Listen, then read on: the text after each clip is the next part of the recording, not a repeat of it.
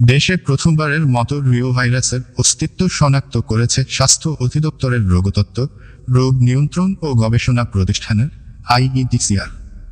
5 জনের শরীরে এই ভাইরাস পাওয়া গেলেও তাদের কারো অবস্থায় গুরুতর ছিল না। আইইডিসিআর জানিয়েছে, আক্রান্তরা সবাই চিকিৎসা শেষে সুস্থ হয়ে বাড়ি ফিরে গেছেন। আইইডিসিআর-এর পরিচালক অধ্যাপক তাহমিনা শিরিন ডেইলি স্টারকে জানান, সম্প্রতি নিপাহ ভাইরাসের উপসর্গ নিয়ে আসা 48 জনের নমুনা পরীক্ষা করা হয়। তাদের মধ্যে 5 জনের শরীরে রিওভাইরাস পাওয়া যায়। যুক্তরাষ্ট্রের কলাম্বিয়া বিশ্ববিদ্যালয়ের সঙ্গে যৌথভাবে নতুন রোগ সৃষ্টিকারী জীবাণুর ওপর নিয়মিত গবেষণার অংশ হিসেবে এই নমুনা সংগ্রহ করা হয়েছিল বলে তিনি জানান।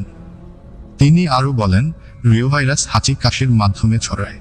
এর লক্ষণগুলোর মধ্যে রয়েছে শ্বাসকষ্ট, জ্বর, মাথা ব্যথা, বমি ও ডায়রিয়া। গুরুতর ক্ষেত্রে এটি নিউমোনিয়া বা এনকেফালাইটিস, মস্তিষ্কের প্রদাহ সৃষ্টি করতে পারে। এক্ষেত্রে শিশু ও বয়স্করা বেশি ঝুঁকিপূর্ণ। তবে এই ভাইরাস নিয়ে আতঙ্কিত হওয়ার কোনো কারণ নেই বলে উল্লেখ করেন তিনি। অধ্যাপক তাহমিনা আরও বলেন, দেশে অনেক এনকেফালাইটিসের রোগী পাওয়া যায়, কিন্তু প্রায়ই এর কারণ অজানা থেকে যায়। এই গবেষণা এ ধরনের রোগীদের চিকিৎসার উন্নতিতে সহায়ক হতে পারে। বিশ্বব্যাপী 1950 সালে প্রথম রিওভাইরাস শনাক্ত করা হয়। শীতকালে এর প্রাদুর্ভাব বেশি দেখা যায়।